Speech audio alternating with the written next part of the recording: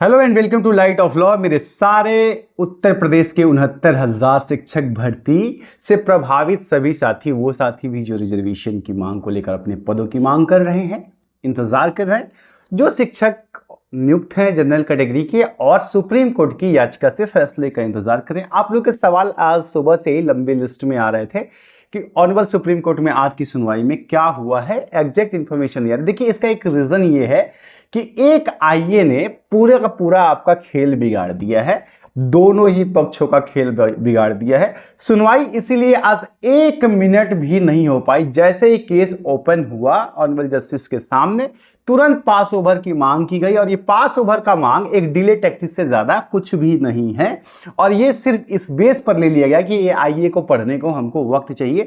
अब ये जो 3 तरफा जो बैटल जो था वो 1 फ्रंट था डबल बेंच के फैसले के बाद, वो अभी 3 फ्रंट हो गया है। और मैंने पहले डे 1 में ही, जिस दिन डबल बेंच का फैसला आया था, तो मैंने आप सभी साथियों से, रिजर्व कैटेगरी के सीटों की मांग करने वाले साथियों से कहा था कि सर इसमें जो है ना, पहले आप अपनी सीटें कंफर्म कर लीजिए, आप सरकार से अपनी सीटों की मांग कर लीजिए। इसमें कुछ अलग अलग शरारती तत्व आ गए और उन्होंने बस जो भी हो सुप्रीम कोर्ट जाने के लिए या चंदा या जो भी होगा, मैं एग्जैक्ट नहीं बोलूंगा, लेकिन वहां पे बात और बढ़ा दी गई कि पहले इन्हें भी निकाला जाए और हमें नौकरी पर रखा जाए। और इसको लेकर के देखिए 2 चीजें हुई थी, एक तो कैविएट दायर कर दी गई थी और दूसरा जो है रिट पिटीशन फाइल कर दी गई थी। अब देखिए, कैविएट और रिट का मैं आपको फैसला मैंने पहले ही बता दिया है कि क्या अंतर होता है, लेकिन एक ब्रीफ मैं आपको बता देता हूं, फिर सुनवाई पे आता हूं। देखिए, कैविएट डाली गई थी, जो साथी अपने पक्ष में अपने सीट की मांग कर रहे थे, अपनी नौकरियों की मांग कर रहे थे, रिजर्व साथियों की, रिजर्व कैटेगरी साथियों के द्वारा।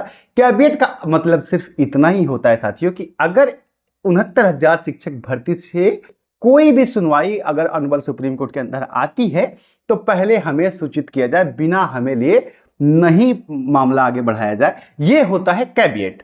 और उसके बाद से जो है उत्तर प्रदेश में जो शिक्षक नियुक्त हैं, उन्होंने जो है ऑनरेबल सुप्रीम कोर्ट में याचिका डाली। तो फिलहाल 2 पक्षकार थे, लेकिन जैसे ही एटीआरई की बात खुली, एटीआरई जो कि ये डिस्कशन जैसे ही आया कि is ATRE is a part of selection, either it's just a qualifying nature. Channel पे नए या पुराने साथी हैं, सब्सक्राइब करके जुड़ सकते हैं। रोज रोज वीडियो बना के आपको इरिटेट नहीं करूंगा और नॉलेज में आपका इजाफा ही होगा। तो जैसे ही एटीआरई की बात आई कि क्या ये क्वालिफिकेशनल पार्ट है या फिर ये सिलेक्शन का पार्ट है, इसके बाद से शिक्षा मित्रों ने आईए के द्वारा इंटरिम याचिका लगा करके और उसमें अपने आप को पक्षकार बना लिया। क्योंकि आप सभी को याद होगा कि शिक्षा मित्रों को इसीलिए उसमें से बाहर किया गया था कि एटीआरई को सिलेक्शन का पार्ट नहीं माना गया था। और अब जो है सरकार के साथ साथ ये जो जनरल कैटेगरी के शिक्षक जो नौकरी कर रहे हैं, उनकी बात यह है कि ATRE is a part of selection. तो अब अगर एटीआरई पार्ट ऑफ सिलेक्शन है तो इसलिए अब शिक्षा मित्रों की भागीदारी मजबूत होती है और इसीलिए वो भी सुप्रीम कोर्ट में चले गए हैं। अब जैसे ये एआई जो है आईए जो है फाइल की गई है, उसके बाद आज पिछली सुनवाई में आईए फाइल की गई थी और जब इस सुनवाई में आज नंबर आया तो सरकार की तरफ से, मेरी जानकारी माई टाइम बी रॉन्ग, लेकिन मुझे जो जानकारी मिली कि सरकार की तरफ से, उत्तर प्रदेश सरकार की तरफ से वक्त मांगा गया है कि अब हमें एक बार जवाब फाइल करने के लिए इसका भी एक बार मुझे हमें थोड़ा वक्त चाहिए। तो इसको लेकर के सरकार ने मांग की और केस की सुनवाई को टाल दिया गया। मैं एक बात बड़ा स्पष्ट कहूंगा, ये सरकार लोग भी ना, सरकार भी खेलती रहती है। सिंपल सी बात थी, आप जब पहले कह रहे थे कि हम आरक्षण में कोई बदलाव नहीं करेंगे, हाईकोर्ट के फैसले का सम्मान करेंगे, हम नौकरियां देंगे, तो आपको पहले नौकरियां दे देनी चाहिए थी, आधा विवाद तो वहीं खत्म हो जाता। जो छात्र लगातार अपनी लड़ाइयां लड़ रहे हैं अलग अलग जगहों पे, उनकी सुनवाई कर ली होती है आप 6800 सीटें, जो भी आपकी सीटें बनती हैं। अब इसमें सीटों का फासला भी बढ़ा दिया गया है। देखिए, एक तरफ जो है आयोग कह रहा है कि 6800 सीटों पे गड़बड़ी हुई है, वही 19,000 का डेटा जो है वो रिजर्व कैटेगरी के साथी जो अपनी मांग लड़ रहे हैं, 19,000 सीटों पर ले जाकर वेरी कर रहे हैं और शिक्षा मित्र जो है एटीआरई को लेकर के फंस गए।